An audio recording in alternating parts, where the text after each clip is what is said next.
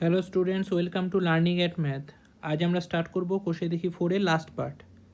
আমাদের বি এর দাগের এবং সি এর দাগের অঙ্কগুলো বাকি আছে, আর 25-এর দাগের যে কটা লেখা অঙ্ক সে কটা বাকি আছে, ঠিক আছে? তো স্টার্ট করা যাক, ঠিক আছে?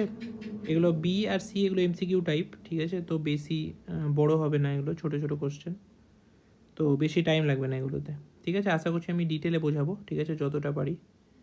তো ফার্স্ট কোশ্চেন, বি এর একটি ঘনকের প্রতিটি ধারের দৈর্ঘ্য দ্বিগুণ হলে, ধারের দৈর্ঘ্য দ্বিগুণ, তাহলে একটা ধারের দৈর্ঘ্য এ আর প্রতিটি ধারের দৈর্ঘ্য দ্বিগুণ যদি করি, তাহলে ইনিশিয়ালি মানে প্রথম অবস্থায়, ঠিক আছে, ধারের দৈর্ঘ্য হচ্ছে এ, পরে ধারের দৈর্ঘ্য করা হলো 2a, এ থেকে 2a করা হলো, দ্বিগুণ করা হলো, ঠিক আছে? এবার যখন ধারের দৈর্ঘ্য এ, তখন আয়তন কত? আমরা ঘনকের আয়তন জানি, দৈর্ঘ্য ইন্টু প্রস্থ ইন্টু উচ্চতা, মানে বাহু ইন্টু কিউব, মানে এ এর কিউব, ঠিক আছে? আর 2a যখন দৈর্ঘ্য ধারের, তখন এটার আয়তন হচ্ছে 2a কিউব, মানে 8a কিউব, ঠিক আছে?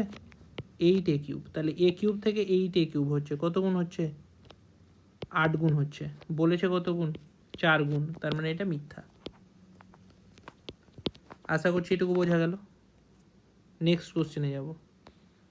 বর্ষার সময় 2 হেক্টর জমিতে বৃষ্টিপাত 5 সেমি, ঠিক আছে? তার 5 সেমি উচ্চতার হলে বৃষ্টির জলের আয়তন হবে 10,000 ঘনমিটার। একটা জমি আছে, এরকম একটা জমি আছে, ঠিক আছে? এই জমির ক্ষেত্রফল হচ্ছে 2 হেক্টর, ঠিক আছে? এবার 2 হেক্টর তো হেক্টরে রাখলে হবে না, আমাকে এটাকে মিটার না হলে সেন্টিমিটার নিয়ে যেতে হবে। তো এখানে বর্গ মিটারের সাথে রিলেশন যেহেতু বলে দিয়েছে আমাকে, তার মানে আমরা মিটারে নিয়ে যাব। তাহলে 1 আর যেটা বলে দিয়েছে সেখান থেকে আমরা হেক্টর থেকে মিটারে নিয়ে যেতে হবে আমাকে। 1 আর সমান 100 বর্গ মিটার, এটা বলে দিয়েছে, বর্গ মিটার বলে। পরের লাইনে বলে দিয়েছে 1 হেক্টর সমান 100 আর, তার মানে 100 আর বলে দিয়েছে, তার মানে এই আরটাকে না আমাকে 100 করতে হবে, তো 100 দিয়ে গুণ করে দিই। 100 আর সমান 100 তো অলরেডি আছেই, ইন্টু 100 আরও এত বর্গ মিটার, ঠিক আছে? 1 আর মানে কত? 1 আর মানে 1 হেক্টর, তাহলে 1 হেক্টর মানে 100 ইন্টু 100 মানে 10,000,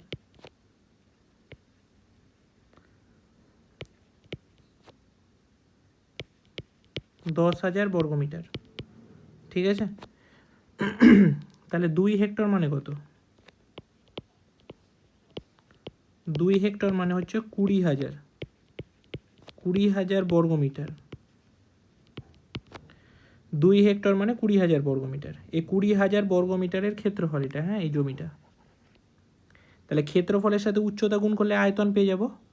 তাহলে জমির আয়তন, জমির জলের আয়তন, জমির যে জল জমেছে 5 সেন্টিমিটার উচ্চতার, এখানে বলে দিয়েছে 5 সেন্টিমিটার উচ্চতার জল জমেছে, সেই জমির জলের আয়তন হচ্ছে কত? জমির ক্ষেত্রফল সেটা হচ্ছে 20,000, আর উচ্চতা 5 সেন্টিমিটার, 5 সেন্টিমিটার মানে কত? 0.05 মিটার, ঠিক আছে? তার মানে ঘনমিটার বেরিয়ে গেল। এবার 20,000 ইন্টু 5/100, দুটো শূন্য কাটলো, দুটো শূন্য কাটলো, 5 দুগুণা 10, 0 0 হাজার ঘনমিটার, ঠিক আছে? এটা হচ্ছে জলের আয়তন, এটাই তো বলে দিয়েছে আমাদেরকে এখানে, ঠিক আছে? এটাই বলে দিয়েছে এখানে, তার মানে এটা হবে সত্য। বোঝা গেল? এটা একটু ভালো অঙ্ক ছিল, ঠিক আছে?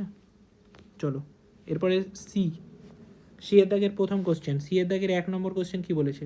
একটি সমকোণী চৌপলের কর্ণের সংখ্যা কটা? খুব সোজা, 4টি। কি করে 4টি? একটু বুঝিয়ে দিচ্ছি ডায়াগ্রাম এঁকে।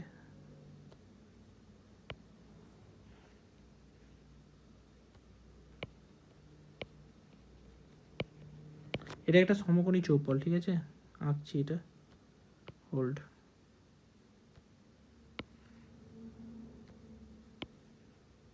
ঠিক আছে, এটা একটা সমকোণী চৌপল। এই সমকোণী চৌপলের 4টে কর্ণ পাওয়া যাবে। কি করে? ওই সব কটা কর্ণ কিন্তু 3 ডাইমেনশনাল হবে, হ্যাঁ? মানে এইটা আমরা কর্ণ ধরবো না, কারণ এটা তো মেঝের কর্ণ হয়ে গেল না, এটা চতুর্ভুজের কর্ণ, এটা কিন্তু সমকোণী চৌপলের কর্ণ না, ঠিক আছে? সেমভাবে আমরা এটাও ধরবো না, ঠিক আছে? এটা ধরবো না। কেন ধরবো না? কারণ এটা তো ছাদের হয়ে গেল। ছাদ মানে শুধু 2 ডাইমেনশনাল। আমাকে 3 ডাইমেনশনাল কর্ণগুলো হচ্ছে সমকোণী চৌপলের কর্ণ। 4টে আমি ড্র করে দিচ্ছি। এই একটা, ঠিক আছে, এই একটা, দুটো হলো, এই একটা, 3টে হলো, আর এই একটা, 4টে হলো। ঠিক আছে, আশা করছি 4টে বুঝতে পারছো ডায়াগ্রাম দেখে কোন 4টে। ঠিক আছে, তার মানে সমকোণী চৌপলে কর্ণের সংখ্যা 4টি। নেক্সট কোশ্চেন, একটি ঘনকের একটি তলের কর্ণের সংখ্যা, মানে একটা তল আছে, হ্যাঁ, এই আগের ছবিটা থেকেই বোঝাচ্ছি। এই একটা তল আছে, ঠিক আছে, এই একটা তল আছে।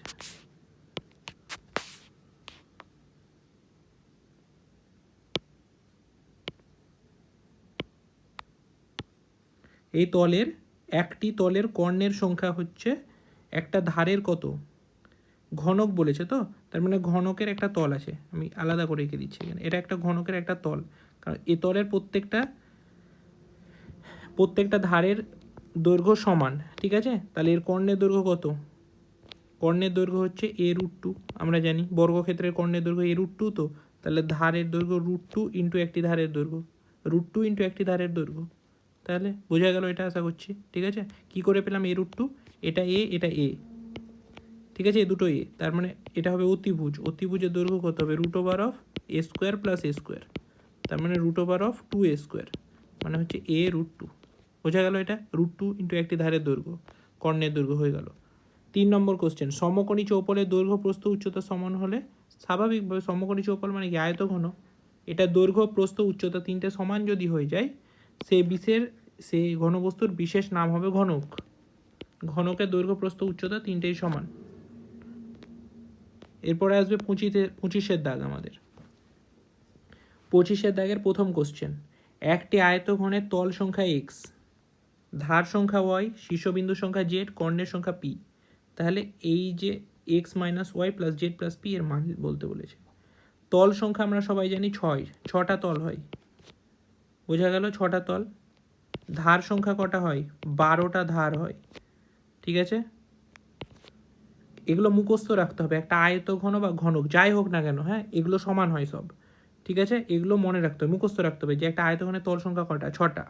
ধার সংখ্যা কটা? 12টা। শীর্ষবিন্দুর সংখ্যা কটা? 8টা। কর্ণের সংখ্যা কটা? 4টা।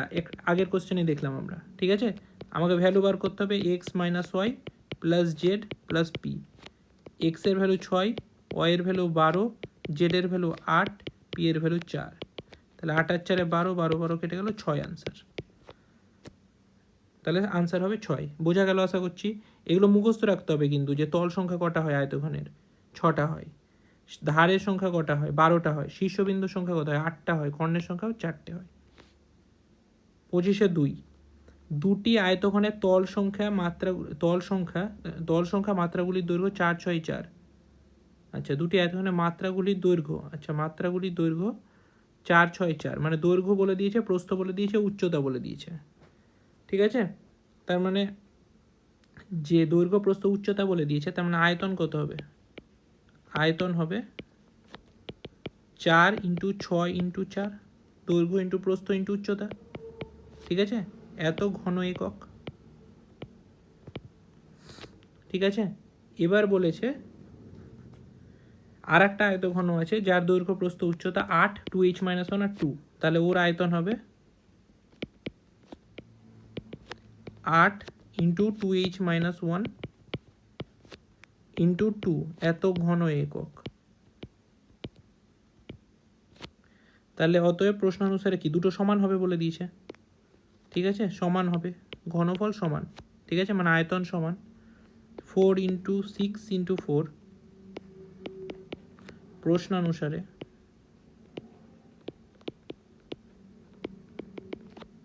Equals to 8 into 2h - 1 into 2, ঠিক আছে। 8 দুগুণা 16, ডান দিকে 16 পেলাম গুণ করে, হ্যাঁ, আর 4 4 16, ঠিক আছে। তাহলে 2h - 1 এর ভ্যালু হচ্ছে 6 পড়ে থাকছে শুধু, তাহলে 2h এর ভ্যালু হচ্ছে 6 এর 1 7, আর এইচের ভ্যালু হচ্ছে 7/2 মানে হচ্ছে 3.5। তাহলে এইচের ভ্যালু কত? অতএব এইচের মান 3.5, ঠিক আছে, এত একক হয়ে গেল। ইউনিট লাগবে না এটাতে, ঠিক আছে, ইউনিট দিয়ে লাভ নেই, কারণ আমার আলটিমেটলি 2h-1 এটা তো ইউনিটে আছে। 3 নম্বর কোশ্চেন 25-3। একটি ঘনকের প্রত্যেকটি ধারের দৈর্ঘ্য 50% বৃদ্ধি পেল। তাহলে ধরি ঘনকের প্রতিটি ধারের দৈর্ঘ্য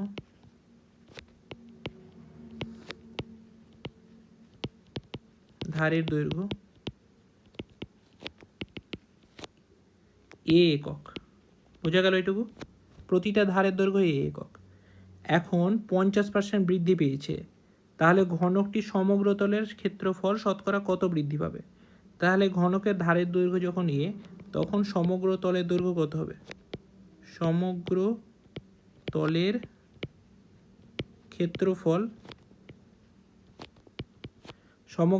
ক্ষেত্রফল হবে 6a²। আমরা জানি 6 ইন্টু ক্ষেত্রফল মানে কি, একটা তল, ঘনকের প্রত্যেকটা তলের ক্ষেত্রফলই a²। কটা তল থাকে আমরা জানি 6টা, ওই জন্য 6 ইন্টু a²। বোঝা গেল এটুকু? একদম বেসিক ফর্মুলা ইউজ করছি, ঠিক আছে। এবার কি হলো, ঘনকের প্রত্যেকটা ধারের দৈর্ঘ্য 50% বৃদ্ধি পেল। বৃদ্ধি পাওয়ার পর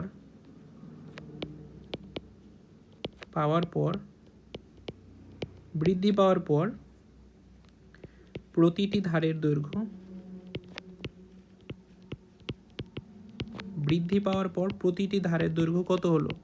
এ তো আছে, এ এর সাথে বাড়লো কত? এর 50%। এটা হয়ে গেল। এখন a প্লাস a/2, 50% মানে 1/2, তার মানে 3a/2। বোঝা গেল এটুকু? এত একক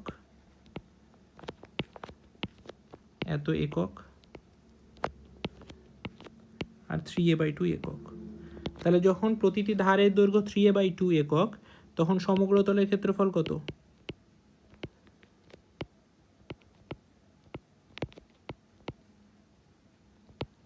সমগ্র তলের ক্ষেত্রফল 6 ইন্টু 3a/2 এর হোল স্কোয়ার, ঠিক আছে, এত বর্গ একক।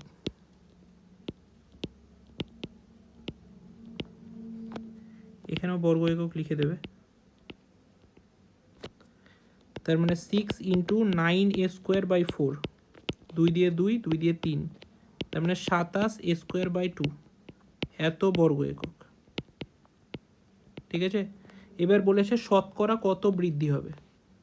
তাহলে শতকরা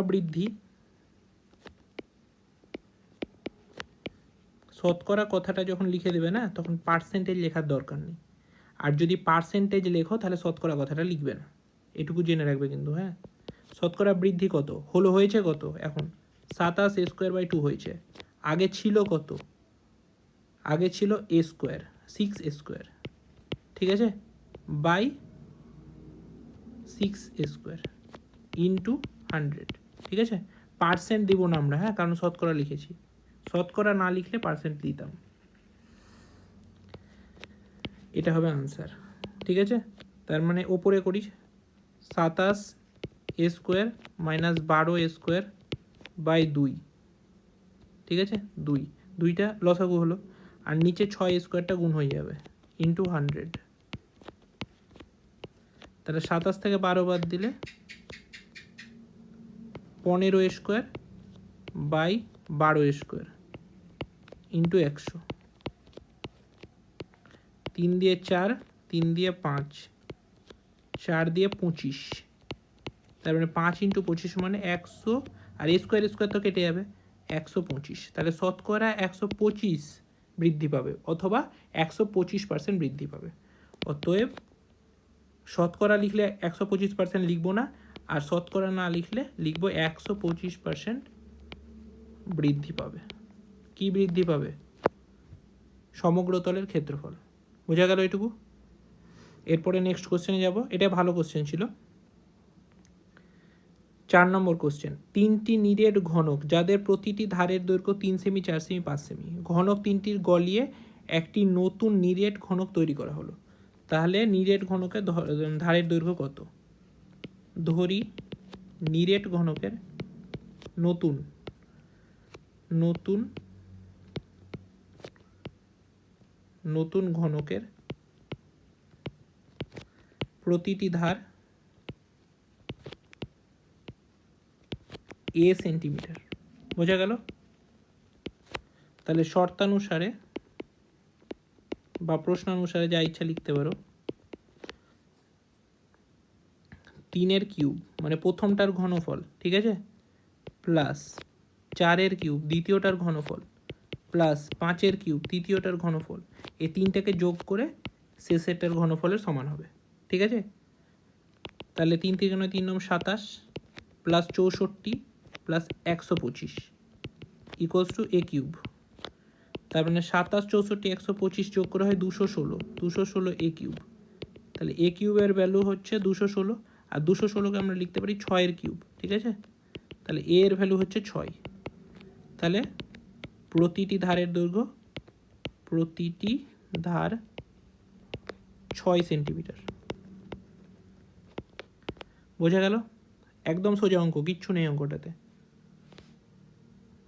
5 নম্বর এবং লাস্ট অঙ্ক। হ্যাঁ, আমাদের আয়তঘনের লাস্ট অঙ্ক। এই অঙ্ক হয়ে গেলে চ্যাপ্টার শেষ।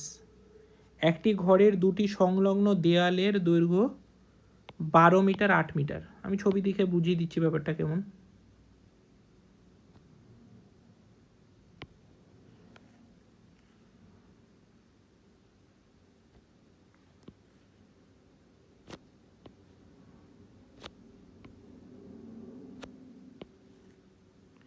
এটা হচ্ছে ছবি একটা। এবার বলেছে দেওয়ালের দৈর্ঘ্য, হ্যাঁ, দুটি সংলগ্ন দেওয়াল, ঠিক আছে, দুটি সংলগ্ন দেওয়াল বলেছে। ঠিক আছে, একটি ঘরের দুটি সংলগ্ন দেওয়ালের দৈর্ঘ্য 12 আর 8। তাহলে এটা একটা দেওয়াল, এটা একটা দেওয়াল, আর এটা একটা দেওয়াল। বোঝা গেল এটুকু? তাহলে এই দুটো দেওয়ালের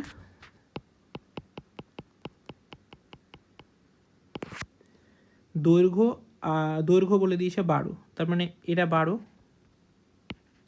এটা 12, আর এটা 8। হ্যাঁ, এ দুটো বলে দিয়েছে। আর উচ্চতা বলে দিয়েছে 4 মিটার। তার মানে 4 মিটার, এটাও 4, বোঝাই যাচ্ছে। হলে ঘরটির মেঝের ক্ষেত্রফল কত হবে? তাহলে মেঝের যদি ক্ষেত্রফল বার করি না, তাহলে 12 × 8 হবে।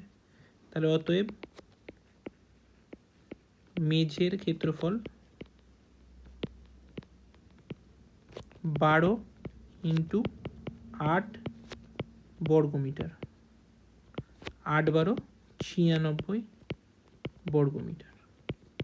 বোঝা গেল এটুকু? মেঝের দৈর্ঘ্য বেরোলো এটা শুধু। মেঝের দৈর্ঘ্যের সাথে তো উচ্চতার কোনো সম্পর্ক নেই। উচ্চতা আমরা তখনই ইউজ করব যখন আমরা ঘনফল বার করব, অথবা যদি আমাকে এই দেওয়ালটার বলতো ক্ষেত্রফল বার করতে, তখন 4 ইউজ হতো। ঠিক আছে? বোঝা গেল? আশা করছি সবাই বুঝতে পেরেছো। নেক্সট চ্যাপ্টার চালু করব, পরের ভিডিও থেকে নেক্সট চ্যাপ্টার চালু হবে। এই চ্যাপ্টারটা শেষ। কারো যদি কোনো ডাউট থাকে কমেন্ট করতে পারো, ঠিক আছে, আমি ডাউট ক্লিয়ার করে দেবো পরের ভিডিওতে। আশা করছি সবাই বুঝতে পেরেছো। ঠিক আছে, থ্যাংক ইউ, গুড বাই।